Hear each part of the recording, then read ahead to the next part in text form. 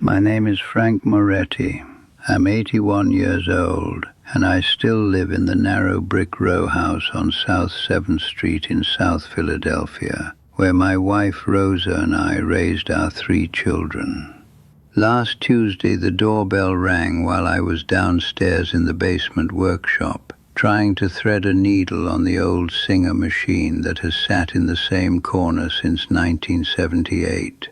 My hand shook a little more than usual that morning.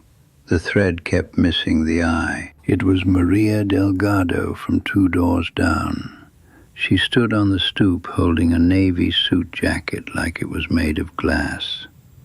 "Mr. Moretti," she said, "I know you don't do this anymore, but I have a job interview at the hospital tomorrow, and the sleeve is too short.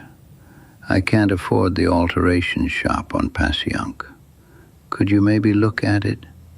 I'll pay whatever you want." I almost told her no, not because the work was beyond me, because for the past 2 years I had been practicing how to become invisible inside my own life, so that nobody would have to rearrange theirs around me. I let her in anyway. We went down to the workshop. The smell of machine oil and old fabric hit her the same way it used to hit me every morning for 43 years, when I ran the little tailoring shop on the corner of 8th and Mifflin. I took the jacket, pinned the sleeve without saying much, and asked her to try it on over her t-shirt. While she stood on the small wooden platform I keep for fittings, I saw the way she kept glancing at the clock on the wall. She had 2 kids at home, a night shift at the corner store, and a mother in Puerto Rico she was trying to bring north. I recognized the look. I used to wear it myself when Rosa was sick and the bills kept coming. That was the first time in a long while I felt the old rhythm come back. Not pity, not charity, just the quiet satisfaction of knowing exactly what to do with my hands again. I finished the sleeve in 20 minutes. She tried to press $20 into my palm. I told her to keep it. Instead, I asked if she could reach the top shelf in my pantry the next time she went to the Italian market. My knees don't let me climb anymore, and the good olive oil I like is always on the highest rack. She laughed and said yes before I even finished the sentence. That small exchange changed the shape of my days, not because it solved everything, because it reminded me that I still had something the world wanted that wasn't just my frailty. I had spent the previous 18 months letting other people try to fix my situation the way they fix a broken machine, by removing the parts that made it complicated. My daughter Angela flew in from Chicago last spring and stood in this same kitchen, looking at the stack of unpaid bills on the table, the coffee mug I kept forgetting in the sink, and the pair of trousers I hadn't been able to hem because the light in the basement was too dim. She said, "Dad, we can't keep doing this. The house is too much." She meant well, they all did. I tried staying with her for 5 weeks. Their apartment had a nice guest room with a view of Lake Michigan, but the days stretched long and empty while she and her husband went to work.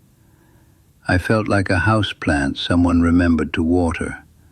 The fridge had labels on the shelves so I wouldn't take the wrong leftovers. The shower had a plastic bench I was supposed to sit on. Even the way they spoke to me had changed. Slower, louder, as if volume could make up for the fact that I was no longer the man who once carried their mother across the threshold of this very house. I lasted until the night I overheard Angela whispering on the phone that she was always calculating what I might need next. I bought a train ticket home the next morning. After that, I tried the agency help. A pleasant woman named Denise came 3 mornings a week. She was efficient. She vacuumed, she did the laundry. She even tried to make my mother's Sunday gravy recipe from the handwritten card Rosa left behind. But every time she folded my shirts, she put them in the wrong drawer. She moved the button box from the shelf where it had lived for 40 years. She replaced my heavy iron skillet with a lighter non-stick one, so it would be easier. I never said anything harsh. I just watched my own life become optional. When the bills hit $380 a week, I told the agency I was fine on my own. Then came the tour of the retirement community in Cherry Hill. The marketing director walked me through sunlit hallways lined with identical beige doors. She showed me the dining room where dinner was served at 5:15 sharp, and the activity board filled with watercolor classes and bingo. A man about my age leaned on a walker and told me, "You get used to the schedule. It's peaceful." I smiled the way you smile at a doctor who just gave you bad news. I kept thinking about the way Rosa used to let me choose the radio station, even when she hated jazz. About how I used to stay up until midnight altering a wedding dress because the bride wanted it perfect. About how this place would take every last decision I still owned and replace it with a printed calendar. I told my daughter the place was very nice. I never went back. For months after that, I simply waited. I paid the bills. I ate the same 4 meals on rotation. I sat on the front stoop in the evenings watching the neighborhood change around me. New families moving in, old ones moving out. The corner store now selling vape pens next to the lottery tickets. I told myself this was dignity. This was autonomy. Until the afternoon Maria knocked again. This time she brought her 9-year-old son Javier with a torn backpack and a ripped pair of school pants. She asked if I could fix them before Monday. While I worked, Javier sat on the stool and asked why my sewing machine made that funny clacking sound. I showed him how the feed dogs moved the fabric. I let him press the foot pedal once under my hand. He grinned like I had handed in the keys to the city. Word traveled the way it does on South 7th Street. By the end of October, 3 more neighbors had found their way to my basement.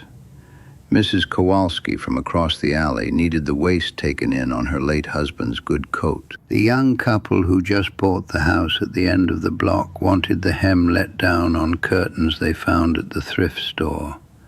A kid named Jamal, who fixes scooters on his front porch, asked if I could show him how to patch a leather jacket. I never advertised. I never charged. I simply said that if they could carry a bag of groceries up my steps, or change the battery in the smoke detector I couldn't reach, we would call it even. Some brought food, some brought gossip, some brought nothing but time. Maria started texting me every Thursday before she went to the market. "Need anything, Mr. M?" I would answer with 1 or 2 items, and she would leave them on my porch in the reusable bag I gave her. Jamal showed me how to use the grocery app on my phone, so I didn't have to call anyone when the weather turned bad. In return, I taught him how to sew a straight seam, so he could repair the upholstery on the scooters he sells. None of them treated me like a project. They treated me like the man who still knew how to make something useful out of what other people had given up on. I still need help.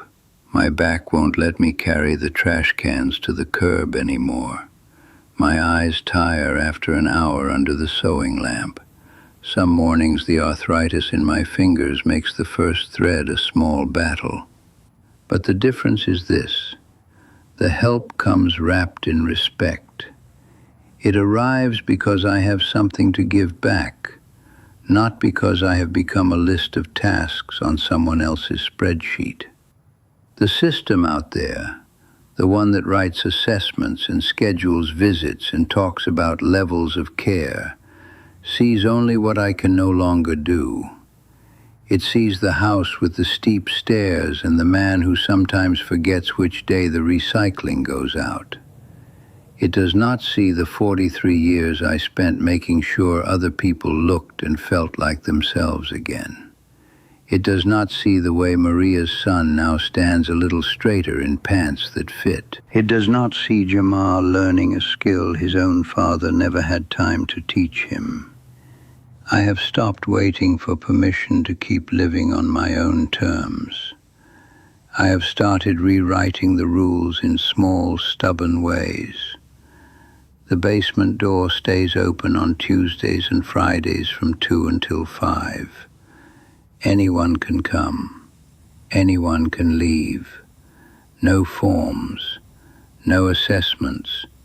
Just a cup of coffee and whatever conversation happens while the machine is running. Some afternoons the place fills with the sound of 3 or 4 people talking over each other in English and Spanish, while I sit at the singer and let my hands remember what they were made for. The fear of disappearing is still there, quiet in the background like an old radio left on low. But it no longer runs the house. I don't know how long this arrangement will last. At 81, only a fool pretends he has a 5-year plan. Maybe one day the stairs will win. Maybe one day the city will decide the house needs more repairs than I can manage. But that day is not today. Today I still wake up in the bed Rosa and I bought in 1974. I still make my coffee strong the way she liked it. I still decide when the shop opens and when it closes. And twice a week the basement fills with the sound of people who need something I can still give. If you are younger and you are watching your parents or your grandparents try to hold on to the last threads of their own lives, remember this: most of us are not afraid of the fall. We are afraid of becoming the thing that gets neatly folded and put away so other people can stop worrying. We are afraid of the moment when our choices become suggestions and our habits become inconveniences. And if you are my age or close enough to taste it, do not believe too quickly that the only doors left are the ones other people open for you. There is still a middle space, narrow maybe and a little dusty, but it is wide enough for 2 people to stand in the same room and trade what they have without either one of them disappearing. Look for it in your own basement, your own front porch, your own stubborn refusal to let the world finish writing your story for you. I read every comment you leave, and if you want to sit with me again, come back. The machine is always threaded. The coffee is always hot. We'll figure out the next sleeve together.